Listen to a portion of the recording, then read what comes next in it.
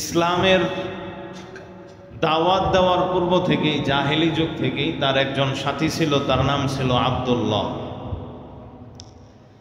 এই আব্দুল্লাহ নবীজি সাল্লাল্লাহু আলাইহি ওয়াসাল্লামের সাথে একটা কারবারি সওদা করেন। তো নবীজি সাল্লাল্লাহু আলাইহি ওয়াসাল্লামকে কিছু টাকা তিনি আদায় করে দেন, আর কিছু টাকা আদায় করতে বাকি ছিল। তা আব্দুল্লাহ নবীজি সাল্লাল্লাহু আলাইহি ওয়াসাল্লামকে বললেন, আপনি এই জায়গাটায় দাঁড়ান, আমি আমার বাড়ি থেকে বাকি টাকাটা এনে দিচ্ছি।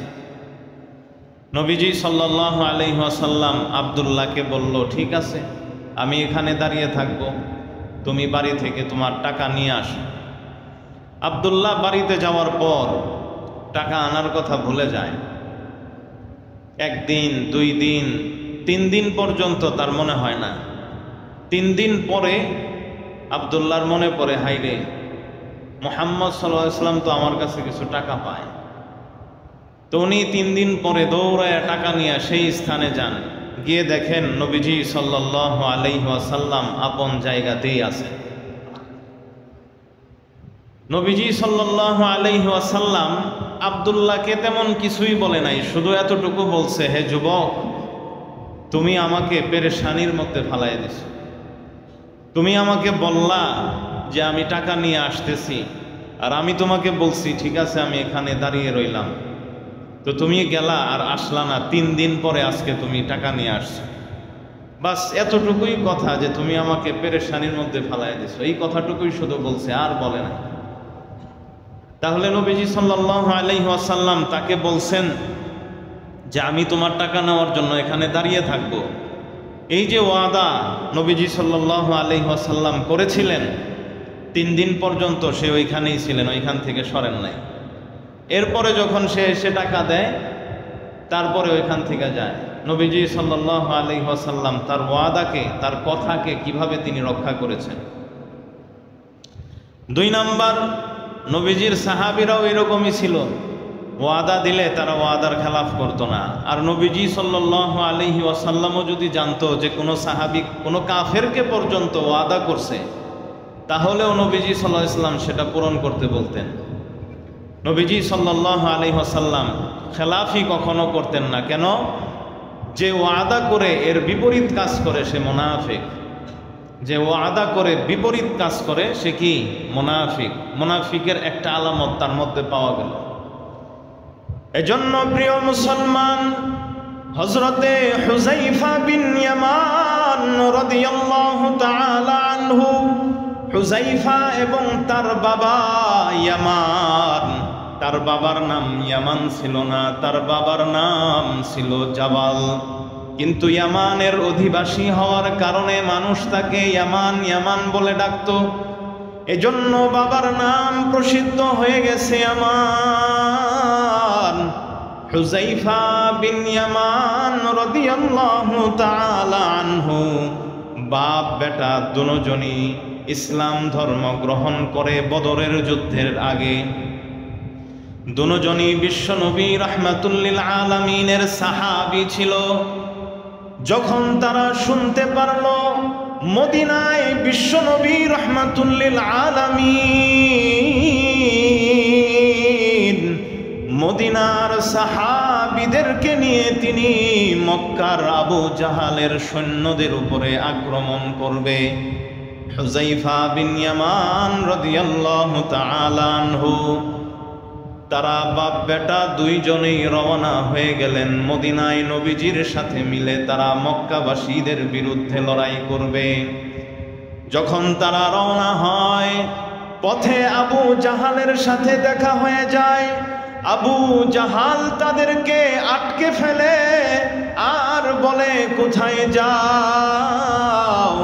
হুযায়ফা বিন ইয়ামান, হুযায়ফা এবং তার বাবা ইয়ামান দুজনেই বলে, আমরা মদিনায় যাই। আবু জাহাল বলে, মদিনায় মনে হয় তোমরা এই কারণেই যাচ্ছ, মুহাম্মদের সাথে মিলে তোমরা আমাদের বিরুদ্ধে লড়াই করবে। না না না, কশিন কালেও আমি তোমাদেরকে যেতে দেব না। হুযায়ফা এবং তার পিতা তারা আবু জাহালকে বলে, না, আমরা তোমাদের বিরুদ্ধে লড়াই করার জন্য যাচ্ছি না, আমরা তো মদিনায় এমনিই যাচ্ছি, আমরা তোমাদের সাথে লড়াই করব না। আবু জাহাল বলে, তাহলে ওয়াদা করো, ওয়াদা, তোমরা মদিনায় যাওয়ার পর আমাদের সাথে লড়াই করবা না। এই মর্মে আমাদের সাথে ওয়াদা করলে আমি আবু জাহাল তোমাদেরকে মদিনায় যাওয়ার সুযোগ করে দেব। হুযায়ফা এবং তার পিতা ইয়ামান দুইজনেই ওয়াদা করলো, হ্যাঁ, আমরা তোমাদের বিরুদ্ধে লড়াই করব না। এই ওয়াদা করার পরে আবু জাহাল তাদেরকে যাওয়ার অনুমতি দিল। মদিনায় যখন তারা প্রবেশ করে, অমনি দেখে বিশ্বনবী তার সাহাবীদেরকে নিয়ে বদর প্রান্তরে লড়াইয়ের জন্য যাচ্ছে। বিশ্বনবী রাহমাতুল লিল আলামিনের সাথে সাক্ষাৎ হবার পর হুযায়ফা এবং তার বাবা বিশ্বনবী রাহমাতুল লিল আলামিনকে বলেন, ওগো আল্লাহর রাসূল, আমাদের সাথে এই ঘটনা ঘটেছে, আবু জাহালের কাছে আমরা ধরা পড়ে গিয়েছিলাম, আমরা আবু জাহালকে ওয়াদা করে এসেছি আপনার সাথে মিলে তার বিরুদ্ধে লড়াই করব না। ও মুসলমান, চিন্তা করুন, চিন্তা করুন, বদরের যুদ্ধে বিশ্বনবী রাহমাতুল লিল আলামিনের সৈন্য সংখ্যা মাত্র ৩১৩ জন ছিল। তাও আবার সবাই যোদ্ধা না, তাও আবার সবাই যুবক না, বৃদ্ধ যুবক বাচ্চা সব মিলমিশ করে ৩১৩ জন হয় সৈন্য সংখ্যা। অস্ত্র সজ্জাও নাই, লাঠি সোঁটা নিয়ে তারা জিহাদের জন্য বের হয়েছে। ঘোড়াও তেমন নাই, উটও তেমন নাই, যুদ্ধের সরসামান তেমন নাই। একজন লোক যদি বিশ্বনবী রাহমাতুল লিল আলামিনের সাথে মিলে কাফেরদের বিরুদ্ধে লড়াই করে, এটা অনেক বড় সহযোগিতা। কিন্তু বিশ্বনবী রাহমাতুল লিল আলামিনকে যখন হুযায়ফা এবং তার পিতা ইয়ামান রাদিয়াল্লাহু তাআলা আনহুমা বললেন, ওগো আল্লাহর রাসূল, আমরা ওয়াদা করে এসেছি আপনার সাথে মিলেমিশে কাফেরদের বিরুদ্ধে আমরা লড়াই করব না গো আল্লাহর রাসূল, তারপরেও যদি আপনি বলেন তাহলে আমরা আপনার সাথে মিলে কাফেরদের বিরুদ্ধে লড়াই করব। ও মুসলমান, ও মুসলমান, দেখেন বিশ্বনবী রাহমাতুল লিল আলামিন কি বলে। বিশ্বনবী রাহমাতুল লিল আলামিন বলে, না না না রে হুযায়ফা, না রে ইয়ামান, তোমরা যদি আমার সাথে মিলে কাফেরদের বিরুদ্ধে লড়াই করো তাহলে তোমাদের ওয়াদার বিপরীত হবে, আর আমি নবী কখনো ওয়াদার খেলাফ করতে দিব না, আমি নিজেও করি না। এজন্য বিশ্বনবী রাহমাতুল লিল আলামিন হুযায়ফা এবং তার পিতা ইয়ামানকে যুদ্ধে অংশগ্রহণ করা থেকে নিষেধ করে দিলেন। সুবহানাল্লাহ। আল্লাহর নবী সাল্লাল্লাহু আলাইহি ওয়াসাল্লাম কিভাবে ওয়াদা পালন করতেন চিন্তা করেন। আমরা যদি হইতাম তাহলে তো সরাসরি নিয়ে নিতাম, কারণ আমাদের সৈন্য সংখ্যা কম দরকার, 2 জন হইলেই তো আমাদের অনেক। কিন্তু নবীজি সাল্লাল্লাহু আলাইহি ওয়াসাল্লাম চিন্তা করছেন যে না, ওয়াদা যখন করেছে ওয়াদার খেলাফি এখন করলে সে মুনাফিক হয়ে যাবে, মুনাফিকের একটা আলামত তার মধ্যে পাওয়া যাবে। সেজন্য বিশ্বনবী রাহমাতুল লিল আলামিন বললেন, কোশ্চিন কালেও হতে পারে না, তোমরা ওয়াদা করছো, ওয়াদার খেলাফ আর করা যাবে না, বাস তোমরা আমাদের সাথে লড়াইয়ের মধ্যে শরীক হইবা না। এই ছিল নবীজি সাল্লাল্লাহু আলাইহি ওয়াসাল্লামের ওয়াদা। 6 নাম্বার, নবীজি সাল্লাল্লাহু আলাইহি ওয়াসাল্লামের মহৎ গুণসমূহের মধ্য থেকে যেটা ছিল, নবীজি সাল্লাল্লাহু আলাইহি ওয়াসাল্লাম যে রাগী মানুষ ছিলেন, সবসময় ওনারে দেখে আমাদের ভয়ই পাইতে হবে, উনি সবসময় ভয়ই দেখায় চলছেন। মেজাজ সবসময় গরম করে চলছেন না। নবীজি সাল্লাল্লাহু আলাইহি ওয়াসাল্লাম এর একটা গুণ ছিল হাসি ঠাট্টা করা, কৌতুক করা, হাসি তামাশা করা, কৌতুক করা। কিন্তু আমাদের কৌতুকের মতো না, আমাদের হাসি ঠাট্টার মতো না। আমরা তো হাসি ঠাট্টা করতে গেলে একজনকে কষ্ট দেই, আমার হাসি ঠাট্টার মাধ্যমে একজন কষ্ট পায়। কিন্তু নবীজি সাল্লাল্লাহু আলাইহি ওয়াসাল্লাম হাসি ঠাট্টা করতেন শরীয়তের মধ্যে থেকে। একজন সাহাবী ছিল, তার নাম ছিল জাহের, হযরতে জাহের রাদিয়াল্লাহু তাআলা আনহু। গ্রাম্য সাহাবী ছিল। নবীজি সাল্লাল্লাহু আলাইহি ওয়াসাল্লামকে এই সাহাবী হাদিয়া দিতেন। নবীজি সাল্লাল্লাহু আলাইহি ওয়াসাল্লামও সুযোগ সুবিধা হলে ওই সাহাবীকে হাদিয়া দিত। যখন এই সাহাবী নবীজি সাল্লাল্লাহু আলাইহি ওয়াসাল্লামের দরবারে আসতো আর দরবার থেকে উঠে যখন চলে যেতেন, ওই সময় নবীজি সাল্লাল্লাহু আলাইহি ওয়াসাল্লাম বলতেন, ইন্না জাহেরান বাদিয়াতুনা, জাহের সে আমাদের গ্রাম্য বন্ধু, ওয়া নাহনু হাজিরুহু, আর আমরা তার হলাম শহরী বন্ধু। এই কথা বলতেন। আবার একদিনের ঘটনা, হযরতে জাহের রাদিয়াল্লাহু তাআলা আনহু বাজারে কিছু বিক্রি করতেছিলেন। নবীজি সাল্লাল্লাহু আলাইহি ওয়াসাল্লাম জাহের রাদিয়াল্লাহু তাআলা আনহুর পিছন দিক থেকে তার এই উভয় হাতকে এইভাবে পাকড়ায় ধরেন, এমনভাবে যে জাহের রাদিয়াল্লাহু তাআলা আনহু নবীজিকে দেখতে পারতেছিলেন না আর লড়াচড়াও দিতে পারতেছিলেন না। তো জাহের রাদিয়াল্লাহু তাআলা আনহু বলতেছিলেন, কে আমাকে পিছন থেকে ধরছো, আমাকে ছাড়ো দেখি। তো উনি বুঝতে পারলেন যেটা নবীজি সাল্লাল্লাহু আলাইহি ওয়াসাল্লাম। এটা যখন তিনি বুঝলেন, তখন তিনি তার পিঠটাকে নবীজির সিনার সাথে লাগাইয়া দিলেন। নবীজি সাল্লাল্লাহু আলাইহি ওয়াসাল্লাম এরপরে বললেন জাহেরকে, জাহের অনেক কালো ছিল, খুব কালো ছিল, এত কালো মানুষ। নবীজি সাল্লাল্লাহু আলাইহি ওয়াসাল্লাম বললেন, আমার গোলাম কে কিনবা, এই গোলামকে কে ক্রয় করবা, আমি এই গোলামকে বিক্রি করব। জাহের বলতো মজাক করে, ইয়া রাসূলুল্লাহ, আমাকে বিক্রি করলে আপনি অচল কিছু মুদ্রা পাবেন, আমাকে বিক্রি করলে আপনি তেমন কিছু পাবেন না তো। তখন নবীজি সাল্লাল্লাহু আলাইহি ওয়াসাল্লাম বলতেন, জাহের, তুমি এখানে দুনিয়াতে অচল হইতে পারো, কিন্তু আমার আল্লাহর কাছে তুমি অচল না, তুমি আল্লাহর কাছে সচল, তুমি আল্লাহর কাছে মর্যাদাপূর্ণ। এভাবে নবীজি সাল্লাল্লাহু আলাইহি ওয়াসাল্লাম মজা করতেন। আবার এক বৃদ্ধা নারী নবীজি সাল্লাল্লাহু আলাইহি ওয়াসাল্লামের কাছে আসছে। নবীজি সাল্লাল্লাহু আলাইহি ওয়াসাল্লামের কাছে এসে বলতেছে, ইয়া রাসূলুল্লাহ, আপনি আল্লাহর কাছে দোয়া করেন আল্লাহ যেন আমাকে জান্নাত দেয়। নবীজি সাল্লাল্লাহু আলাইহি ওয়াসাল্লাম মজা করে বললেন, কোনো বৃদ্ধকে আল্লাহ তাআলা জান্নাত দিবে না, কোনো বুড়ো মানুষ জান্নাতে যাবে না। এখন ওই বৃদ্ধা মহিলা বলে, আমি আসলাম নবীজির কাছে দোয়া চাওয়ার জন্য, এখন এসে দেখি আমি নিজের এই মুসিবতে ফেলাই দিলাম। এখন নবী সাল্লাল্লাহু আলাইহি ওয়াসাল্লামকে এই কথা বলে ওই বৃদ্ধা নারী কান্না করতে শুরু করে। নবী সাল্লাল্লাহু আলাইহি ওয়াসাল্লাম তার কান্না দেখে তখন বলে, আল্লাহ তাআলা যত বৃদ্ধ আর বৃদ্ধা আছে, সকল বৃদ্ধ আর বৃদ্ধাকে যুবক বানায়া, কুমারী বানায়া আল্লাহ তাআলা জান্নাতে দিবে। বৃদ্ধা অবস্থায় কাউকে জান্নাত দিবে না। আমার কথার উদ্দেশ্য ছিল এটা। এরপরে আরেক সাহাবী এসে বলে, ইয়া রাসূলুল্লাহ, আমার বাহন নাই, আমাকে একটা উট দেন, আমি যেন এটার উপরে ভ্রমণ করতে পারি আমার প্রয়োজনে। নবীজি সাল্লাল্লাহু আলাইহি ওয়াসাল্লাম বলেন, আমি তোমাকে একটা উটনির বাচ্চা দেব। তো ওই লোক বলে, আমি উটনির বাচ্চা দিয়ে কি করব, আমি চাইলাম একটা আরোহণ, একটা পশু যেটার উপরে আমি আরোহণ করতে পারবো, উটনির বাচ্চার উপরে কি আর আরোহণ করা যায়? তো নবীজি সাল্লাল্লাহু আলাইহি ওয়াসাল্লাম বলেন, কোন উট কি উটনির বাচ্চা ছাড়া আছে বলো? সব উটই তো উটনির বাচ্চা। এজন্য নবী সাল্লাল্লাহু আলাইহি ওয়াসাল্লাম এরকম মজাক করে বলতেন যে আমি তোমাকে উটনির বাচ্চা দেব।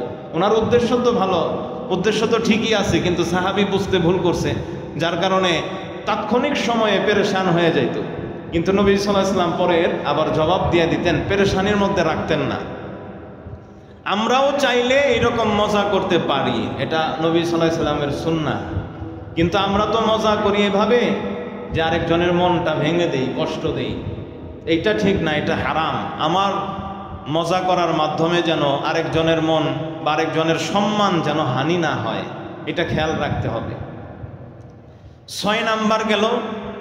7 নাম্বার, নবীজি সাল্লাল্লাহু আলাইহি ওয়াসাল্লামের যে মহৎ গুণ ছিল এর মধ্য থেকে 7 নাম্বার গুণ হলো নবীজি সাল্লাল্লাহু আলাইহি ওয়াসাল্লামের বিনয়ী, নবীজি সাল্লাল্লাহু আলাইহি ওয়াসাল্লামের বিনয়িতা ছিল অনেক, প্রচণ্ড রকমের বিনয়িতা। সাহাবায়ে কেরাম নবীজিকে দেখলে সম্মানার্থে দাঁড়িয়ে যেতে চাইতো, কিন্তু নবীজি আগেই নিষেধ করে দিয়েছেন যে আমাকে দেখলে দাঁড়ায়ও না। তাহলে কতটা নিজেকে উনি বিনয়ী হিসেবে পেশ করেছেন। আমরা স্বাভাবিক নেতা ফেতা আসলে তার সম্মানার্থে আমরা দাঁড়ায়া যাই, কিন্তু নবীজির কড়া আদেশ ছিল যে আমাকে দেখলে দাঁড়াইবে না। মানে তিনি নিজেকে তাদের মতো করেই পেশ করেছেন, আমাকে দেখলে দাঁড়ায় যাইতে হবে, আমি একটা আলাদা কিছু, আমার দেখলেই মানুষ দূরের থেকে দেখলেই মনে করবে যে এ নেতা, এইরকম কিছু করার দরকার নাই। নবীজি সাল্লাল্লাহু আলাইহি ওয়াসাল্লাম মজলিসেও বসতেন শুরুর দিকে একদম মানুষের সাথে একসাথে, সবাই গুল হয়ে বসতেন, তো মাঝখানে নবী সাল্লাল্লাহু আলাইহি ওয়াসাল্লাম সবার সাথেই একসাথেই বসতেন। তো কেউ যদি আসতো তাহলে সে চিনতো না যে এটা মুহাম্মদ সাল্লাল্লাহু আলাইহি ওয়াসাল্লাম, জিজ্ঞাসা করতে হইতো যে মুহাম্মদকে। পরবর্তীতে সাহাবায়ে কেরাম নবীজি সাল্লাল্লাহু আলাইহি ওয়াসাল্লামকে বললেন, আসলে এর কারণে মানুষের মধ্যে সাদৃশ্যতা সৃষ্টি হয়ে যায়, মানুষ আপনাকে চিনতে অসুবিধা হয়, এজন্য আপনি একটু উঁচু জায়গায় বসেন, আপনি একটু আলাদা জায়গায় বসেন। তো এরপরে নবী সাল্লাল্লাহু আলাইহি ওয়াসাল্লাম আলাদা জায়গায় বসা শুরু করেন। হাঁটার সময় নবীজি সাল্লাল্লাহু আলাইহি ওয়াসাল্লাম সবার সাথে একসাথে হাঁটতেন। এরকম না যে নেতা সে আগে হাঁটবে আর যারা তার অনুসারী আছে তারা তার সবাই পিছনে হাঁটবে, এটা সিস্টেম না। অনুরূপভাবে আমরা শিক্ষক ছাত্র যারা আছি, মাদ্রাসার উস্তাদ হোক বা স্কুল কলেজেরই শিক্ষক হোক, শিক্ষক ছাত্র এরা একসাথে হাঁটবে। এমন না যে শিক্ষক আগে হাঁটবে আর ছাত্ররা পরে হাঁটবে, এটা কোনো আদব না, এটা নবীজি সাল্লাল্লাহু আলাইহি ওয়াসাল্লামের শেখানো পদ্ধতি না। আমরা যারা তালেবে ইলম আছি, মাদ্রাসার ছাত্র, তাদেরকে আরবিতে বলা হয়তো সাহেব। তালিবুল ইলম এই শব্দটা পরে আসে, আমাদের অরিজিনালি শব্দ হলো সাহেব, মানে এরা হলো উস্তাদের সাথী, বন্ধু। উস্তাদের সবচেয়ে আসল বন্ধু, শিক্ষকের আসল বন্ধু হইল তার ছাত্র। এজন্য ছাত্র শিক্ষকের সাথে সাথেই চলবে, যাতে করে এলমি মুজাকারা হয়, পরস্পরে শিক্ষার বিষয় নিয়ে আলোচনা করতে পারে। যদি ছাত্র পিছনেই চলে তাহলে উস্তাদ শিক্ষার বিষয় নিয়ে, এলমি বিষয় নিয়ে আলোচনা করবে কার সাথে? এজন্য ছাত্রর চলতে হবে উস্তাদের সাথে, এটা সিস্টেম।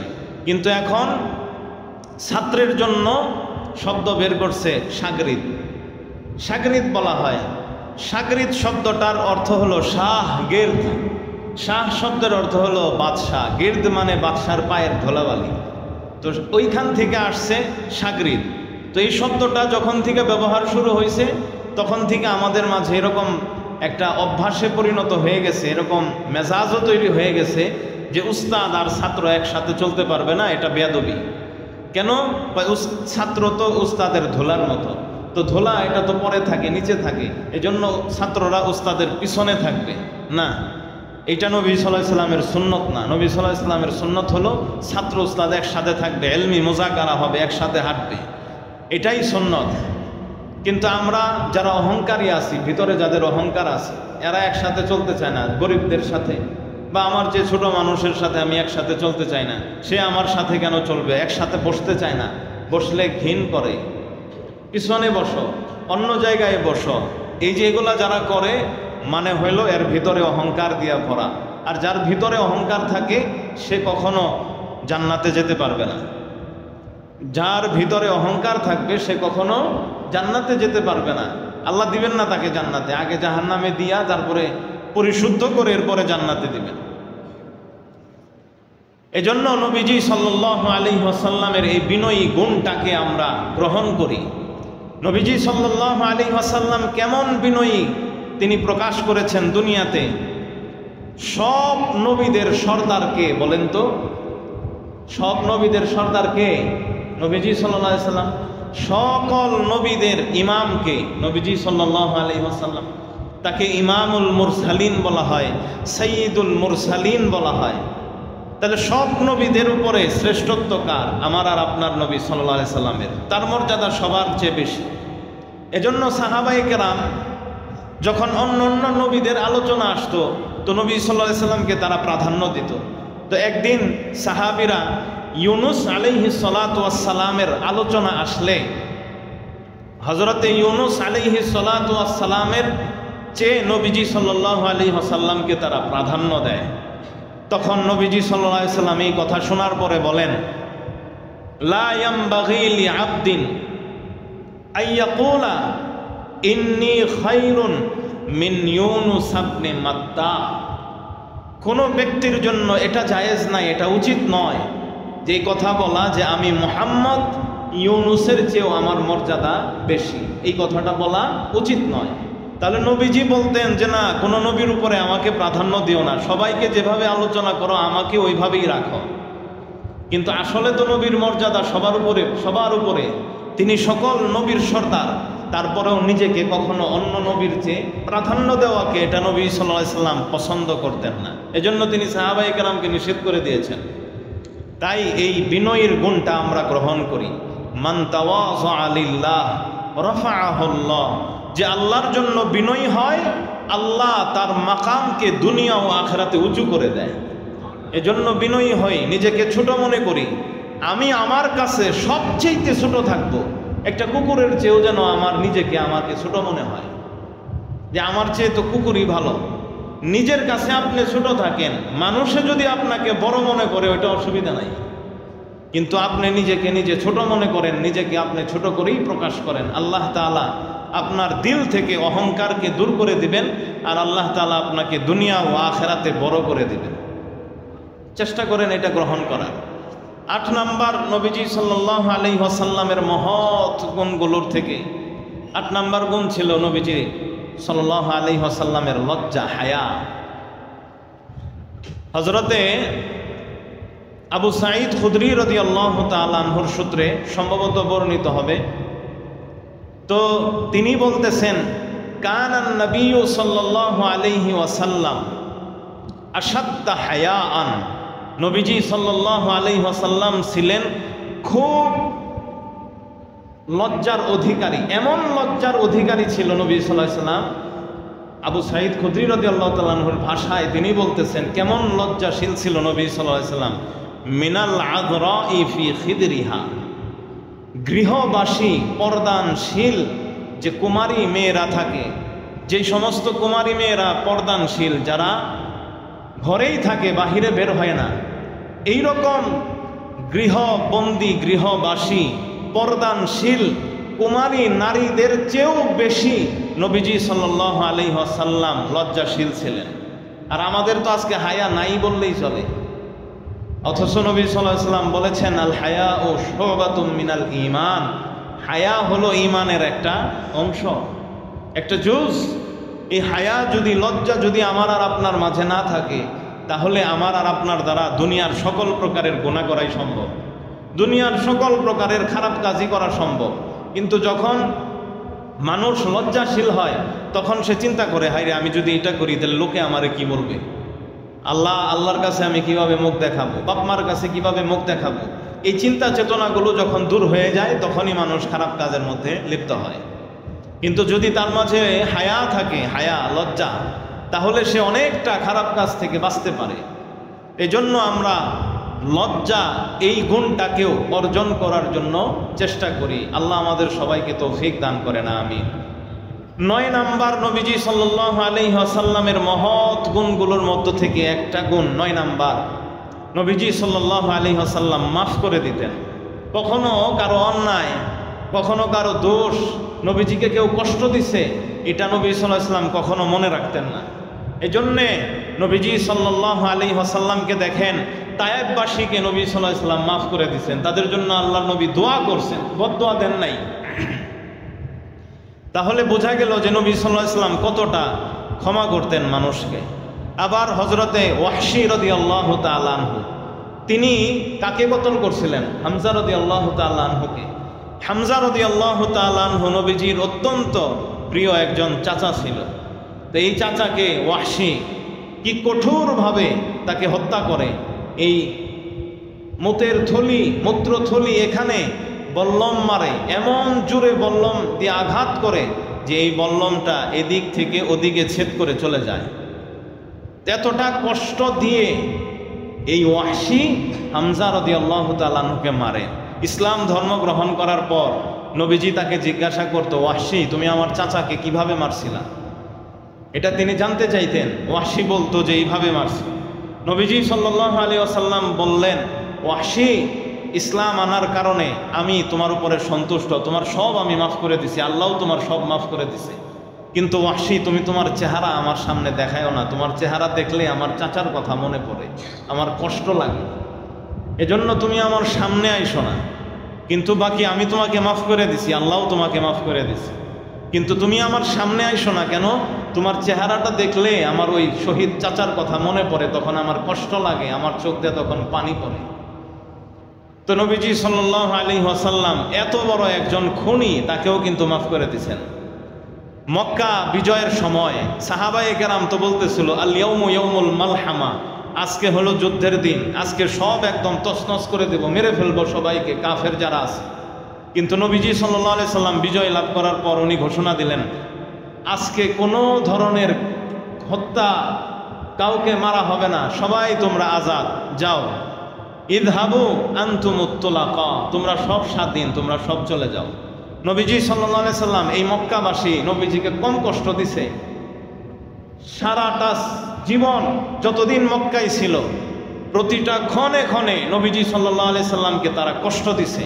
তারপরেও নবীজি সাল্লাল্লাহু আলাইহি সাল্লাম কোনো কিছু মনে রাখে নাই, সব মাফ করে দিছে। এজন্যে এই ক্ষমার গুণটা আমরা গ্রহণ করি, এটা আমরা অর্জন করি। নবীজি সাল্লাল্লাহু আলাইহি ওয়াসাল্লামের 10 নাম্বার গুণ ছিল যেটা, নবীজি সাল্লাল্লাহু আলাইহি ওয়াসাল্লাম তিনি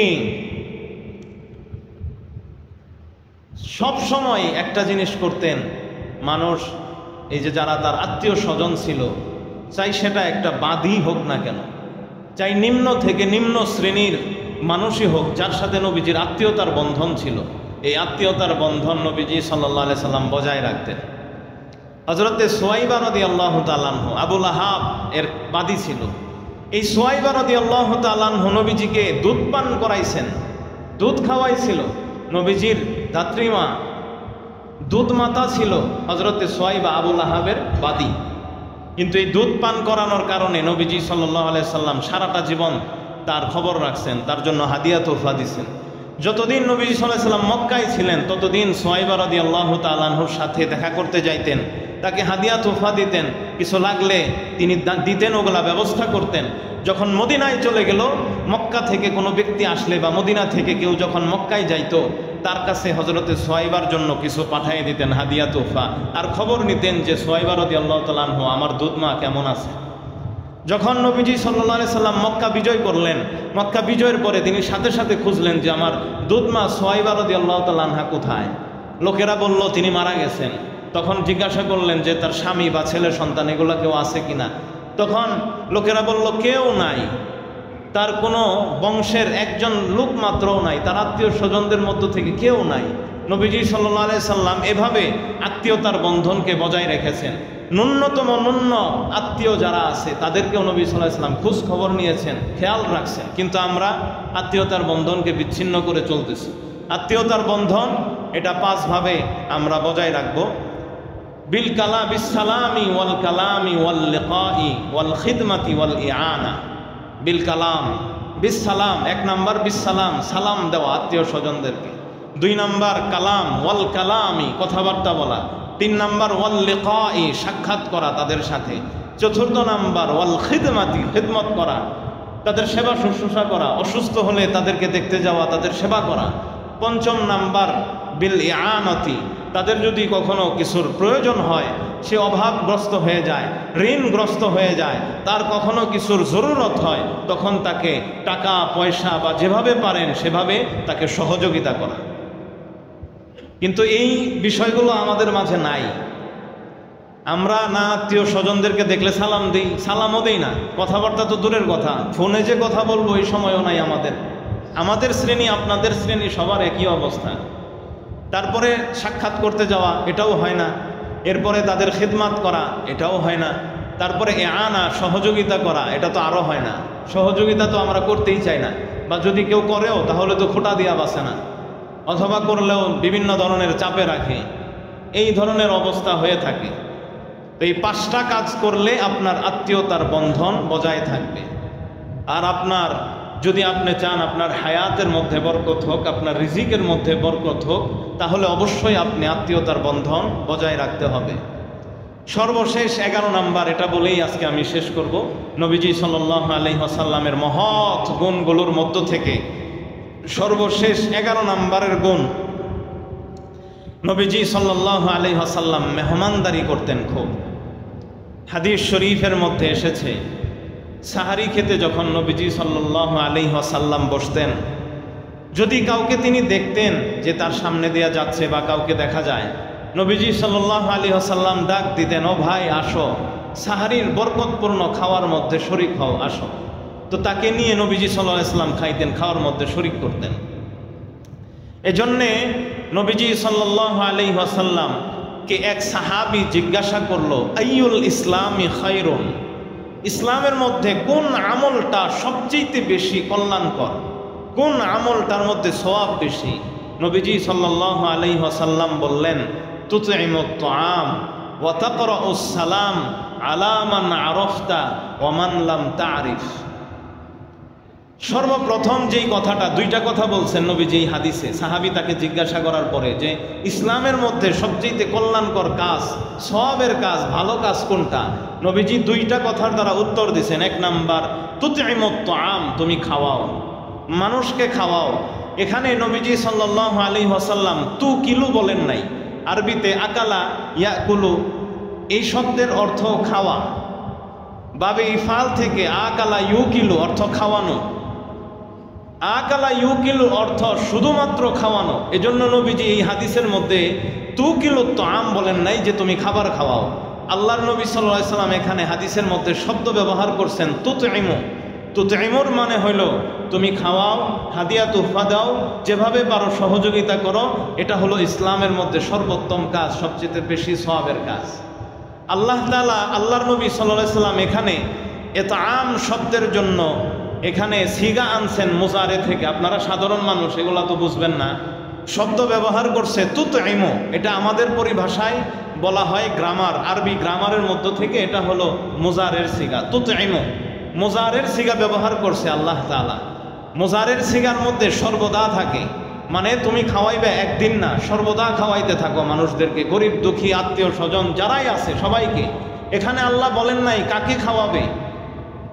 নবীজি সাল্লাল্লাহু আলাইহি সাল্লাম কিন্তু এই কথা বলেন নাই যে মিসকিনকে খাওয়াও বা ফকিরকে খাওয়াও বা আত্মীয়কে খাওয়াও, কোনো খাস করে দেন নাই, মুতলাক রাখছেন, স্বাভাবিক রাখছেন। যাকে সহজ হয় তাকেই খাওয়াও, খাওয়াইতেই থাকো। খাওয়ার এই আমল এটা তোমরা করতেই থাকো, সুযোগ সুবিধা অনুযায়ী বাস খাওয়াইতেই থাকো। এখন এই হাদিসটার উপরে আমাদের আমল কমে গেছে। এই যে আল্লাহর নবী সাল্লাল্লাহু আলাইহি সাল্লাম খাওয়ানোর কথা আগে বললেন কেন? এটার মধ্যে আমাদেরও ফায়দা, যাকে আপনি খাওয়াইবেন তারও ফায়দা, বা আপনি যাকে হাদিয়া তোফা দিবেন তারও ফায়দা। কেন? আপনি যে খাওয়াইলেন এর কারণে আপনার সম্পদ মাল সামানার মধ্যে বরকত হবে। 2 নাম্বার, আপনার খাওয়ানোর কারণে এমন একটা খারাপ বৈশিষ্ট্য আপনার থেকে দূর হবে, যেই বৈশিষ্ট্য কোনো বান্দার মাঝে থাকলে সে কখনো জান্নাতে যাবে না। সেই বৈশিষ্ট্য হলো কৃপণতা। আপনি যদি এরকম বেশি বেশি খাওয়ান, আপনার অন্তর থেকে কৃপণতা দূর হয়ে যাবে। আর অন্তর থেকে যখন কৃপণতা দূর হবে, আল্লাহ তাআলা আপনাকে জান্নাত দিবে। আর অন্তরে যদি কৃপণতা থাকে, তখন সেই কৃপণ ব্যক্তিকে আল্লাহ তাআলা জান্নাতে দিবে না। আরে জান্নাত তো দূরের কথা, সেই কৃপণ ব্যক্তি জান্নাতের ঘ্রাণ মাত্র পাবে না। এজন্যে যার যেরকম সামর্থ্য আছে সেরকম খাওয়ানো। এমন না যে আমার সামর্থ্য নাই এজন্য আমার খাওয়াবো না আমি, না। আপনার যেরকম সামর্থ্য আছে সেরকম দান সদকা সেরকম খাওয়াইতে হবে। ওলামায়ে কেরাম বলেন, এই যে দান সদকা আমরা যা করি, এর মধ্যে অনেক ওলামায়ে কেরামের মত হলো সর্বশ্রেষ্ঠ দান সদকা হলো এই মানুষকে খাওয়ানো, সর্বোত্তম কাজ। এজন্য আপনার যেরকম সামর্থ্য থাকে ওই রকম আপনি খাওয়ান। নবীজি সাল্লাল্লাহু আলাইহি ওয়াসাল্লাম এত বড় একজন হাস্তি ছিল, সকল মানুষের চেয়ে সবচেয়ে বেশি পাওয়ারফুল। কিন্তু নবীজি সাল্লাল্লাহু আলাইহি ওয়াসাল্লাম বলেন, আমাকে যদি কেউ ছাগলের পায়া, এটা তখনকার সময়ে ছাগলের পায়া যেটা আছে, এই যে আমরা এখন পায়া খাই, তারপরে পায়ের যে অংশটা, খুরের যে অংশটা, এই খুরের অংশটাও আমরা খুরটাকে ফালাই দেয়া তারপরে ওইটাও আমরা খাই। তো নবীজি সাল্লাল্লাহু আলাইহি সাল্লামের ওই যুগে এটা নিম্ন শ্রেণীর খাবার ছিল। তো নবী সাল্লাল্লাহু আলাইহি সাল্লাম বলেন, আমাকে যদি কেউ এই পায়ের খুর রান্না করে, পায়া রান্না করেও, ছাগলের খুর, ছাগলের পায়া রান্না করেও যদি আমাকে কেউ দাওয়াত দেয়, আমি তারও দাওয়াত গ্রহণ করি। নবীজি সাল্লাল্লাহু আলাইহি ওয়াসাল্লামকে এক সাহাবী দাওয়াত দিছে লাউ রান্না করে। কি রান্না করে? লাউ।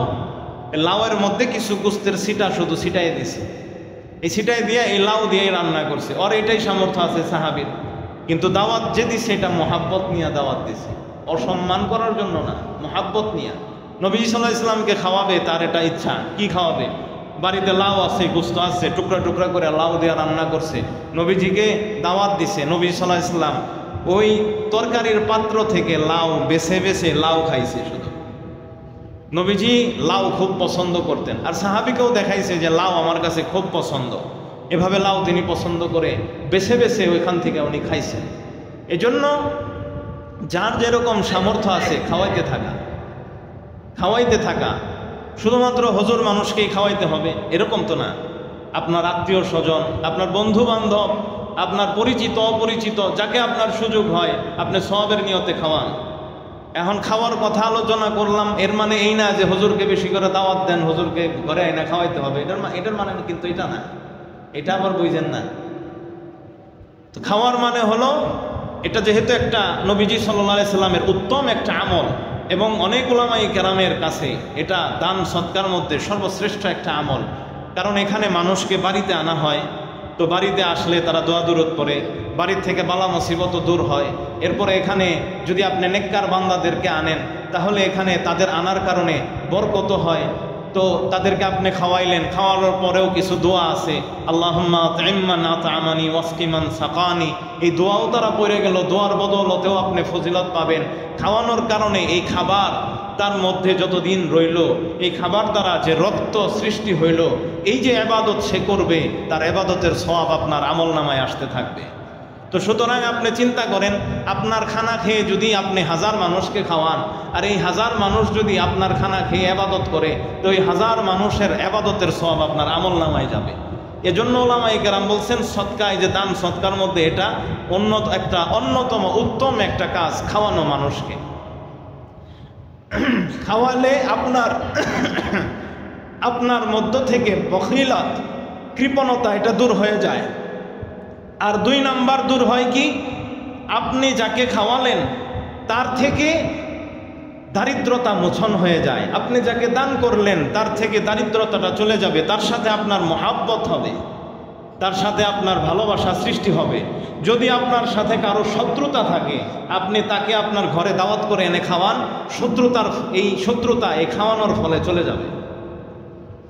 নবীজি সাল্লাল্লাহু আলাইহি ওয়াসাল্লাম এই কথাটা কখন বলছেন? এমন সময় যখন সাহাবীরা কিন্তু পরস্পর শত্রু ছিল একে অপরের। তখন নবী সাল্লাল্লাহু আলাইহি ওয়াসাল্লাম বলছে, তোমরা খাওয়াও আর সালাম করো, কেননা এই দুইটার দ্বারা শত্রুতা সব দূর হয়ে যায়। আল্লাহর নবী সাল্লাল্লাহু আলাইহি ওয়াসাল্লাম প্রথমে আনছেন খাবারের কথা। কেন? কারণ খাবার কখনো কখনো ফরজ হয়, খাবার খাওয়ানো কখনো কখনো ওয়াজিব, খাবার খাওয়ানো কখনো সুন্নত, কখনো মুস্তাহাব। কিন্তু সালাম দেওয়া সর্বদা সুন্নত থাকে, সালাম কখনো ওয়াজিব হয় না। এজন্য নবীজি সাল্লাল্লাহু আলাইহি ওয়াসাল্লাম খাবারের কথাটা আগে আনছেন হাদিসে। তো 1 নাম্বার আমল, তুতঈমুত তাআম, মানুষকে সর্বদা খাবার, হাদিয়া, তোহফা দিতে থাকো। 2 নাম্বার কাজ, ওয়া তুকরিউস সালাম ওয়া তাকরাউস সালাম আলা মান আরাফতা ওয়া মান লাম তা'রিফ, যাকে চিনো তাকেও সালাম দাও, যাকে চিনো না তাকেও সালাম দাও। সালামকে শুধু পরিচিত মানুষের সাথে খাস না করা, সালাম পরিচিত অপরিচিত সবাইকেই দেওয়া।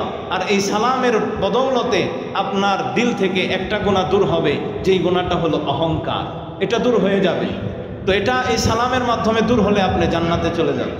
এজন্য আল্লাহ কাছে বেশি বেশি দোয়া করা, আল্লাহ তাআলা যেন এই নবীজি সাল্লাল্লাহু আলাইহি সাল্লামের যে আখলাকগুলো আমরা বর্ণনা করলাম, আল্লাহ তাআলা যেন আমাদেরকেও এই আখলাক, এই উত্তম চরিত্রগুলো গ্রহণ করার, অর্জন করার তৌফিক দান করেন, আমিন। ওয়া আখির দাওয়ানা আলহামদুলিল্লাহি রাব্বিল আলামিন। প্রিয় মুসল্লিয়ানে কেরাম,